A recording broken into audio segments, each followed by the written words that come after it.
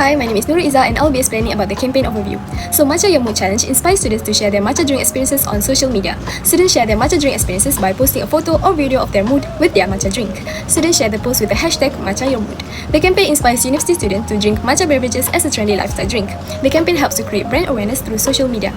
Our target audience is students from aged 18 to 25. Their characteristics are students from various universities and colleges, active social media users on Instagram, TikTok, and Threads, and also like trendy content related to food and drinks.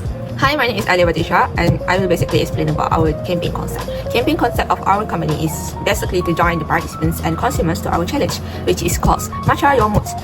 And I will explain why this matters to the campaign concepts. This matters to encourage the participants of expressing themselves more creatively in social media, which is include the challenge of Matcha Your Mood. Additionally, in boosting that social media challenge, it will increase the user-generated materials, and this makes it easier for the challenge to more widely known in the social media and spread widely. Hi, then I will explain about the key strategies in Honeycombs that are related to the campaign.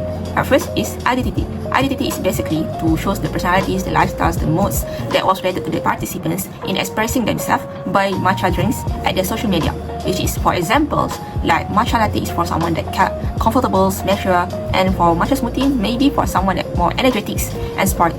And then I would like to explain about the compositions. The second thing is it's more to encourage and enhance the public participation via social media surveys, social media comments, or even like questions by the company, which is, for example, in a story like the company use a poll which is do you like the matcha blah blah blah, and then it is attracting the participants and it boosts the communicate between two parties. Third is sharing. Sharing is basically how the participants and the users shares about the challenge in the social media, which is, for examples, like hashtag Matcha Your Mood. From the hashtags, it might be widely spread out through the social media. It's basically will widely known by other people and other consumers. The fourth key campaign strategy is reputation.